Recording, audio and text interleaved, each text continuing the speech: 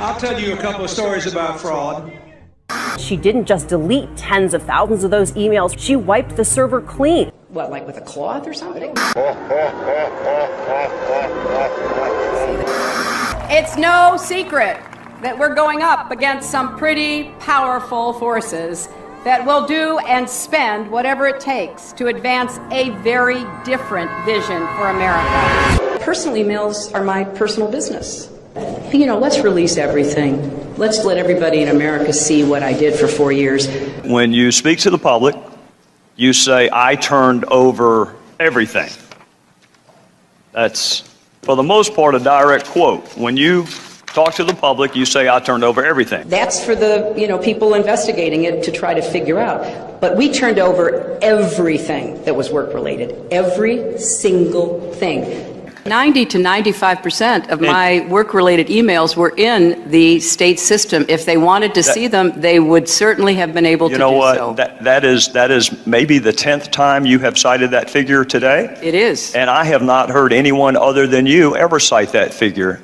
Who told you that 90 to 95% of your emails were in the State Department system? Who told you that? We learned that from the State Department in their analysis of the emails that were already on the system. The Inspector General report found that less than 1% of State Department emails, record emails, were captured. So they give a number of less than 1%, and you give a number of 90%. I have absolute confidence that everything that could be in any way connected to work is now in the possession of the State Department. This pile represents the emails that you sent or received about Libya in 2011, from February through December of 2011. This pile represents the emails you sent or received from early 2012 until the day of the attack. There are 795 emails in this pile. We've counted them. There are 67 emails in this pile in 2012. And I'm troubled by what I see here. I can only conclude by your own records that there was a lack of interest in Libya in 2012. What difference at this point does it make? When I think back now to that day and what she knew, it shows me a lot about her character that she would choose in that moment to basically perpetuate what she knew was untrue. This was a fast-moving series of events in the fog of war, and I think most Americans understand. How about more generally? Do you think there's something you can do to get a majority of Americans to believe you're trustworthy? Hi, Secretary Clinton. Would you sign this for me? Sure. What's your name? If you can make it out to Christopher Stevens. I think you knew him. Yeah, I'm not going to make it out to Chris Stevens. What difference does it make? Here it goes, here. The server contains personal communications from my husband and me. Only time I got on the internet, I did 2 emails, and I ordered Christmas presents from a reservation. Otherwise, I found people said embarrassing things on emails. I didn't want to be one of them.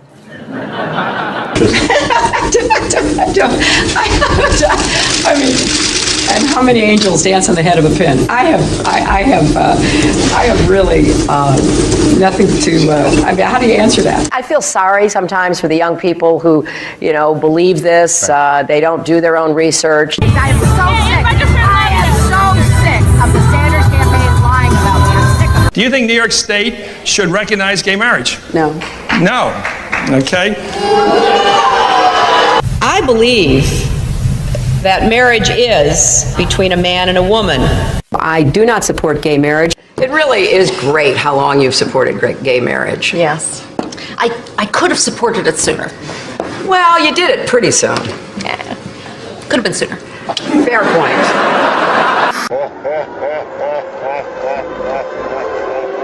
The unborn person doesn't have constitutional rights. Are you saying that a child on its due date, just hours before delivery, still has no constitutional rights? Under our law, that is the case. I was a Goldwater girl. I'm very proud that I was a Goldwater girl. Goldwater was against the '64 Civil Rights Act. 40,000 people, half of them Negroes, demonstrate against Goldwater. I am compelled to urge Negroes and all people of goodwill to vote against him.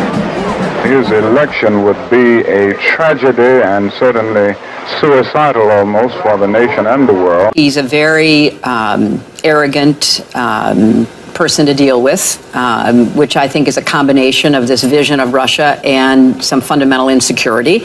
I could have told him he was a KGB agent. By definition, he doesn't have a soul. I mean, this is a waste of time, right? Как минимум, государственный деятель должен иметь голову. Mrs. Clinton has never been too graceful in her statements. When people push boundaries too far, it's not because they are strong. I remember landing under sniper fire. There was supposed to be some kind of a greeting ceremony at the airport, but instead we just ran with our heads down to get into the vehicles. Her arrival in Bosnia was not quite as dramatic as Clinton put it. Good to see you. Once again, her memory doesn't match our videotape. She and her daughter Chelsea lingered on the tarmac to greet U.S. military officials. Took photos. There was the group of 7th graders on the tarmac too. And then Senator Clinton walked to the armored vehicle where she did eventually dock and enter. During the parade in which she participated, her campaign roped off reporters so they wouldn't interfere with the candidate. Memory should always match the videotape. I have been a critic of NAFTA from the very beginning. I think that NAFTA is proving its worth. It was one of the highlights of President Clinton's first term, passage of the North American Free Trade Agreement, also known as NAFTA. Critics blame NAFTA for the loss of manufacturing jobs in industrial states, including Ohio and Pennsylvania. Hillary Clinton helped get NAFTA approved. She held at least 5 meetings to strategize about how to win congressional approval. She helped the White House block opposition from labor and environmental groups, and she was the featured speaker at a crucial meeting. Participants in that event said, quote, her remarks were totally pro-NAFTA. Was NAFTA a mistake? NAFTA was a mistake to the extent that it did not deliver on what we had hoped it would. Your opponents are saying that that's really part of a larger pattern with you, that you often avoid taking firm positions on controversial issues. They are going to people showing videos of Donald Trump insulting Islam and Muslims in order to recruit more radical jihadists. Fact checkers have said that she was wrong. All my grandparents, came over here, and turns out only one was an immigrant, 3 were not. And then, frankly, there are those who are saying the best thing that could happen to us is be attacked by somebody. Just bring it on, because that would unify us. It would legitimize the regime. That's the reason I say, if anybody's going to do it, we ought to do it, because we have the capability of doing it. We're not going to give anything up, and in fact, we're going to provoke an attack, because then we will be in power for as long as anyone can imagine. I represented New York, and I represented New York on 9/11. When we were attacked, where were we attacked? We were attacked in downtown Manhattan, where Wall Street is. I did spend a whole lot of time and effort helping them rebuild. That was good for New York, it was good for the economy, and it was a way to rebuke the terrorists who had attacked our country. 9/11 was bad. I agree with that. It's time for the United States to start thinking of Iraq as a business opportunity.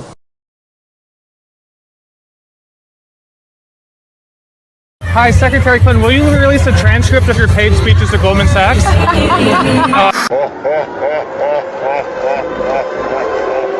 No, there's a lot of controversy over their speeches. Just in July, New Hampshire, you told the crowd you, quote, take a backseat to no one when it comes to progressive values. I take a backseat to no one when you look at my record and standing up and fighting for progressive values. Last month in Ohio, you said you plead guilty to, quote, being kind of moderate and center. Do you change your political identity based on who you're talking to? No, I think that like most people that I know, I have a range of views, but they are rooted in my values and my experience. I get accused of being kind of moderate and center. I plead guilty. Just for the record, are you a progressive or are you a moderate? I'm a progressive. I represented Wall Street as a senator from New York, and I went to Wall Street in December of 2007, before the big crash that we had, and I basically said, cut it out. Quit foreclosing on homes. Quit engaging in these kinds of speculative behaviors. Now, who's exactly to blame for the housing crisis? I think there's plenty of blame to go around. Home buyers who paid extra fees to avoid documenting their income should have known they were getting in over their heads. Are you a progressive or are you a moderate? I'm a progressive. Of course, we have to deal with the problem that the banks are still too big to fail. We can never let the American taxpayer and middle-class families ever have to bail out the kind of speculative behavior that we saw. But we also have to worry about some of the other players. AIG, a big insurance company, Lehman Brothers, an investment bank. There's this whole area called shadow banking. That's where the experts tell me the next potential problem could come from. You were against same-sex marriage, now you're for it. You defended President Obama's immigration policies, now you say they're too harsh. You supported his trade deal dozens of times. You even called it the gold standard. Now, suddenly last week, you're against it. Will you say anything to get elected? Well, actually, I have been very consistent over the course of my entire life. Time and time again, you hear one thing in speeches, and then you see a campaign that has the worst kind of tactics, reminiscent of the same sort of Republican attacks on Democrats. Well, I am here to say that it is not only wrong, but it is undermining core democratic principles. Since when do Democrats attack one another on universal health care? I've looked at the legislation that Senator Sanders has proposed, and basically he does eliminate the Affordable Care Act, eliminates private insurance, eliminates Medicare, eliminates Medicaid, TRICARE, Children's Health Insurance Program. This is what drives people crazy. It drives them crazy. You know, why not just come out and lay it out? This is what makes people distrust not just these politicians, but Washington, but the administration, but anybody who even raises their hand and testifies under oath, believing you're not being straight with me. In conclusion, Congress is supposed to provide oversight. The voters are supposed to provide oversight. And you were supposed to provide oversight. That's why you have special liberties, and that's why you have special protections. I am not surprised that the President of the United States called this a phony scandal. I'm not surprised that Secretary Clinton asked, what difference does it make? I'm not even surprised that Jay Carney said Benghazi happened a long time ago. The Clintons fired the White House Travel Office employees, allowing their wealthy Hollywood friends to take over the lucrative travel business. This led to investigations by the FBI, DOJ, GAO, Oversight Committee, and the Whitewater Independent Counsel. The Clintons claimed the firings were due to financial misdeeds, but the employees were cleared on all counts. Hillary Clinton allegedly played a central role in the firings, yet in her sworn testimony, she claimed she was not involved. The independent counsel found this to be factually inaccurate and that she made factually false statements. The Clintons were forced to remove their friends and reinstate the previous employees. Vince Foster, the longtime friend and companion of Hillary Clinton, was significantly involved in several Clinton scandals. Due to the strange circumstances surrounding his death in 1993, an investigation ensued. Before the police arrived, Clinton staffers illegally removed boxes of documents on Whitewater and presumably Travelgate and other sensitive issues. President Clinton put his wife in charge of the most expensive program in the country. There was a national outrage that the unelected, unqualified First Lady was going to design America's healthcare system.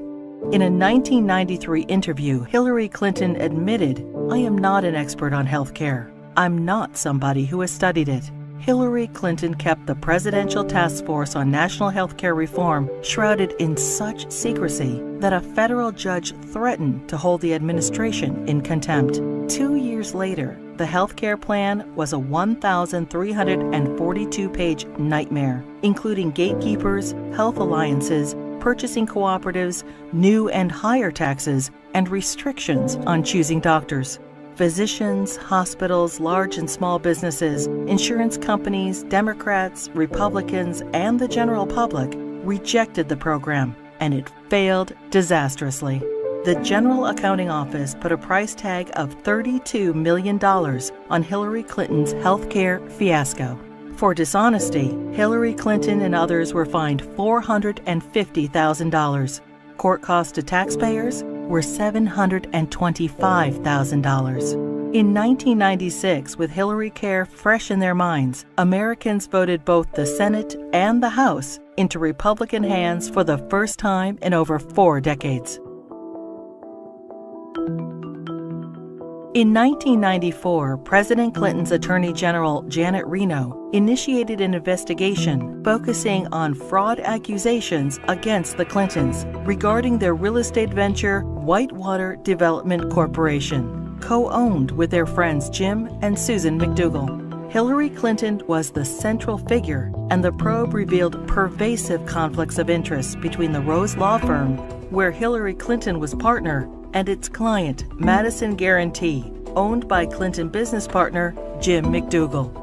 Hillary Clinton claimed billing records subpoenaed and critical to the investigation were lost. It is presumed they were stolen from Vince Foster's office the night he died.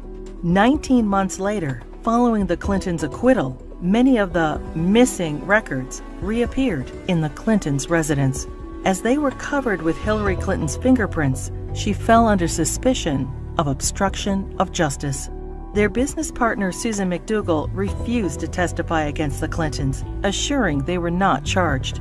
Susan McDougal went to prison for her silence, but was pardoned by President Clinton. 15 Clinton associates were convicted of 40 federal crimes related to Whitewater. The independent counsel's report highlighted the president's abundant and calculating lies under oath, obstruction of justice, and abuse of power. During this case, many other alleged abuses were uncovered. The 4.5-year expanded investigation cost taxpayers $145 million.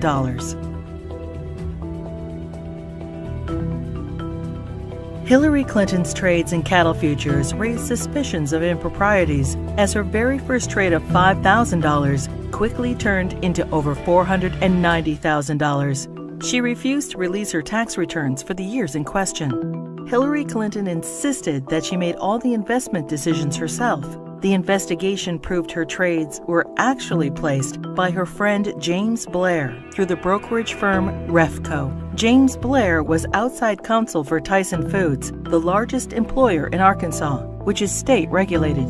The perception was Mrs. Clinton received preferential treatment and incredible financial returns as a way to garner favor with her husband, then governor of Arkansas.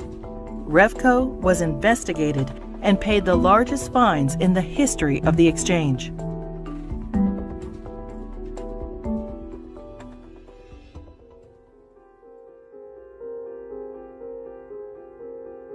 The Clinton administration improperly requested and received FBI background reports on 900 Republican officials. Hillary Clinton allegedly initiated the request to add data to her enemies list, leading to 3 separate investigations in 1996. In testimony, the White House Personnel Security Director refused to name Hillary Clinton as the source of the request, and he was forced to resign. Hillary Clinton claimed she was guiltless and was called a congenital liar in the New York Times. The fund was established so individuals or companies hoping to garner favor with the president could help pay the Clintons' endless legal bills. In 1996, the Justice Department investigated campaign fundraising abuses and cover-ups by the Clintons in connection with an effort by China to influence administration policies.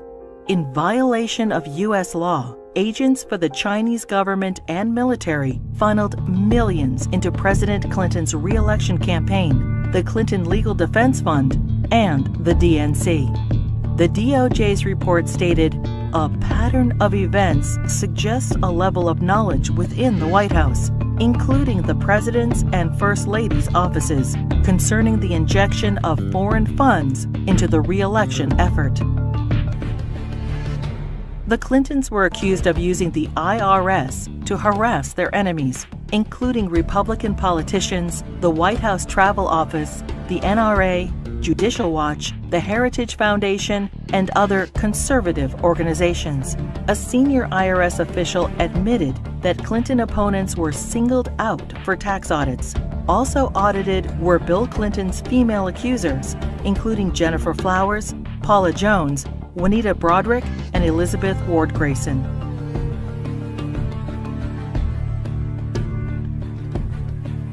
As he was leaving office in January 2001, President Clinton pardoned 450 people for crimes ranging from cocaine trafficking to kidnapping and terrorism. Several pardons personally benefited Hillary Clinton and were investigated for direct ties to her New York Senate bid. Mark Rich, a billionaire fugitive, owed the government over $160 million and was charged with tax evasion, wire fraud, racketeering, and trading with Iran. Rich's ex-wife, Denise Rich, a close friend of the Clintons, donated over $600,000 to the Clinton Presidential Library just prior to the pardon. Mrs. Rich also gave $14,000 to the Clinton Legal Defense Fund and $135,000 to Hillary Clinton's Senate campaign. The New Square Four were elders of a Republican voting Hasidic community convicted of defrauding the government of millions of dollars. Candidate Clinton met with their Grand Rabbi. Hillary Clinton received their votes, and the New Square Four received their pardons. Hillary Clinton claimed, "I did not play any role whatsoever in the pardons." Hillary Clinton's brother, lawyer Hugh Rodham, charged high fees to use his family influence to obtain presidential pardons. Carlos Vignali, a Los Angeles drug lord, paid Rodham over $500,000, and his sentence for cocaine trafficking was commuted. Almond Braswell, a scam artist, paid Rodham over $250,000 and was pardoned for defrauding senior citizens of millions of dollars. Fighting for Puerto Rican independence, the FALN exploded 138 bombs in New York City, Chicago, and Puerto Rico. During a 10-year reign of terror, 13 innocent people were killed and over 80 were maimed. New York City Councilman Jose Rivera met with Hillary Clinton proposing pardons for FALN members in return for Puerto Rican support in her Senate race. 2 days later, President Clinton pardoned 16 FALN terrorists.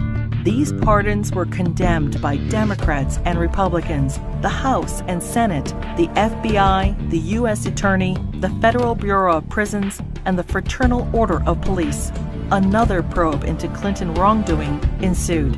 When Congress requested additional information, President Clinton claimed executive privilege, preventing anyone involved with the pardons from testifying. Hillary Clinton claimed no involvement in or prior knowledge of the decision. Former Democratic President Jimmy Carter called these shameless pardons disgraceful. The largest political fundraiser in U.S. history became the largest election fraud in history. In the year 2000, the fundraiser for Hillary Clinton's New York Senate race was attended by 1,300 people, including the Hollywood elite and the Democratic leadership. In violation of federal election statutes, an individual, Peter Paul, financed the entire event. Peter Paul was also a convicted cocaine trafficker. In violation, Hillary Clinton was involved with the solicitation of funds and the coordination of the gala. In violation, Hillary Clinton requested in writing an additional $150,000 from Peter Paul in untraceable securities. The Clinton campaign's filings with the Federal Elections Committee stated the event only cost $500,000. The actual price tag was $1.5 million. Senator Clinton was fined over $50,000 for purposely underreporting the cost of the event. In another campaign finance fraud, Hillary Clinton ignored FBI warnings and accepted over $900,000 from scam artist and felon Norman Sue. Hillary Clinton's Senate tenure was undistinguished. In 7 years, she introduced only 3 minor bills which became law, including the naming of a post office. She helped secure millions in federal assistance for a New York developer. Ethics questions arose when the businessman donated over $120,000 to the Clinton Foundation. Senator Clinton did not support English as the official language of the United States government, and she enthusiastically voted for the Iraq War resolution. Hillary Clinton ignored Senate rules and reporting requirements for the hiring of staff and non-paid fellows, breaking the Senate Code of Official Conduct and hiding multiple conflicts of interest. She was investigated by the Senate Select Committee on Ethics.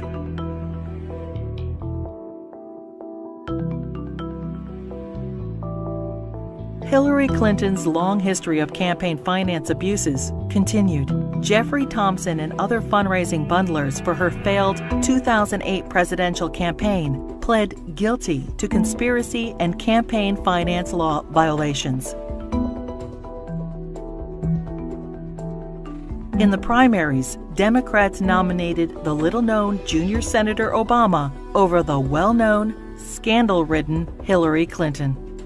In 2009, President Obama nominated Hillary Clinton as Secretary of State. In 2014, the State Department spokesperson was asked to identify one tangible achievement from Hillary Clinton's 4 years as Secretary of State. She responded, "I am certain those who were here at the time, who worked hard on that effort, could point out one."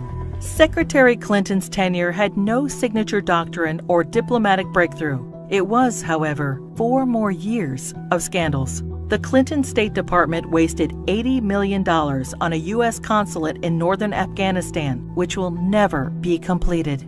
Under Clinton's name, the Foreign Service gathered details on foreign diplomats, our allies and officials of the UN, including internet usernames, email addresses, credit card numbers, fingerprints, frequent flyer account numbers, and work schedules. The Clinton State Department lost approximately $6 billion due to improper filing of contracts.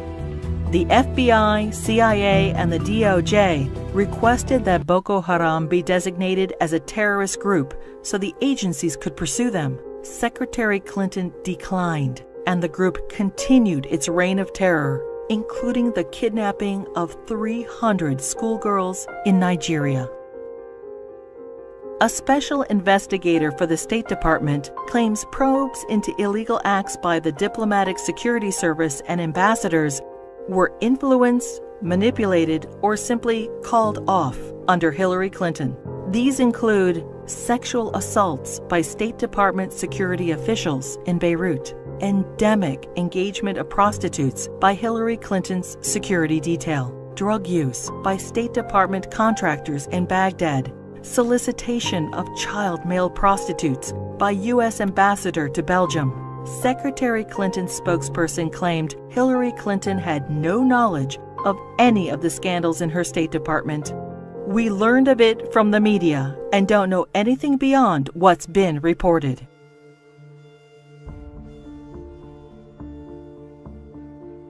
The United States mission in Benghazi, Libya, was attacked on September 11, 2012.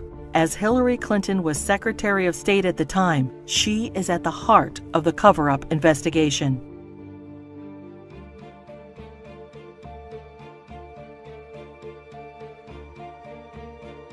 When she finally testified to Congress 4 months after the attack, she famously stated, "The fact is we had 4 dead Americans. Was it because of a protest? Or was it because guys out for a walk one night who decided they'd go kill some Americans? What difference at this point does it make?"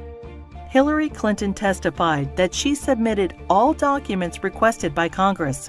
20 months later, and only through a Freedom of Information Act request, 41 new documents were released, including changes to Ambassador Susan Rice's talking points. More documents are still being withheld.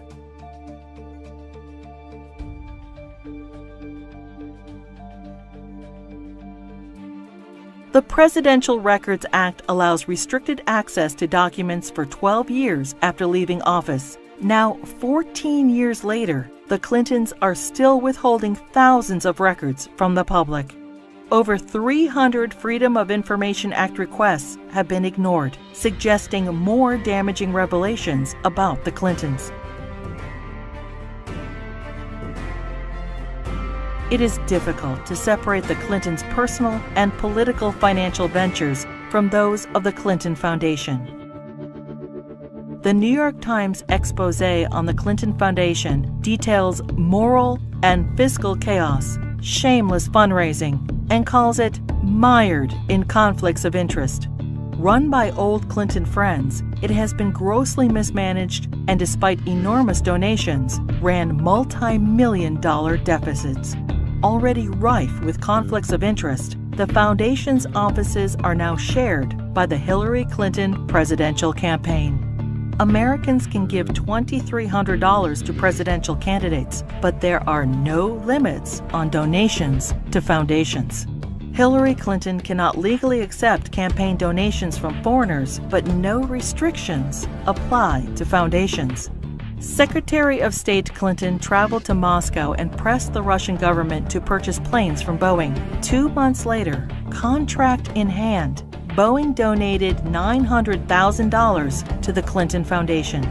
The foundation's support from foreign interests hoping to influence U.S. policy is of grave concern. Foreign donations to the foundation increased by 70% when Hillary Clinton ran for president in 2008.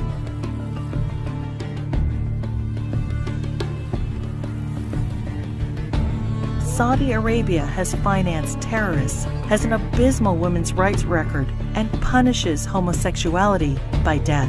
And yet, the Kingdom of Saudi Arabia is one of the largest supporters of the Clinton Foundation. In a Clinton co-presidency, every large donation could raise suspicions of improprieties or influence peddling and lead to non-stop investigations.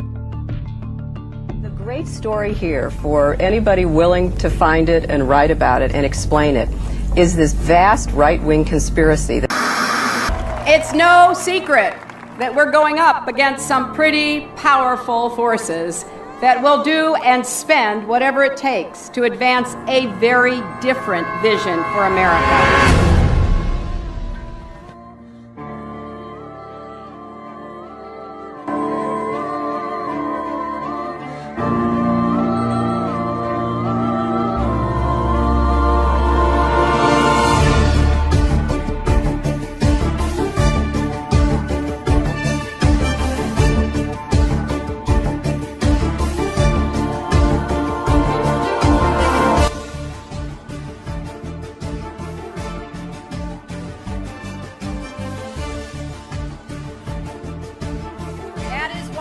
I am running for President of the United States. The people want to know Hillary. The Hillary that I knew back here in Arkansas. When she was in the Benghazi hearings, when she said, "What difference does it make? They're dead." What difference at this point does it make? That's the Hillary I know. We came, we saw, he died. Hi, Secretary Clinton. Would you sign this for me? Sure. What's your name? If you can make it out to Christopher Stevens. I think you knew him. Yeah, I'm not going to make it out to Chris Stevens. What difference does it make? Here it goes, here. Yep. Senator Clinton has extraordinary ability to obfuscate, refuse to answer questions, avoid confrontations, and up until now has been given a pass on it. A story in the New York Times talking about why Senator Clinton voted this way, because I think some people were surprised by it. And her advisor said that she voted yes because she was moving from primary mode to general election mode. Primary mode versus general election mode? How about tell the truth mode? How about we say the same thing in the primaries that we say in the general election? We know that Hillary's an insecure person. Secure people don't lie. They don't lie inveterately the way she does. Hillary Clinton points to her time in the White House as a large part of her qualification for the job as president. But most of the news media has conveniently forgotten that her time as First Lady was mired in controversy.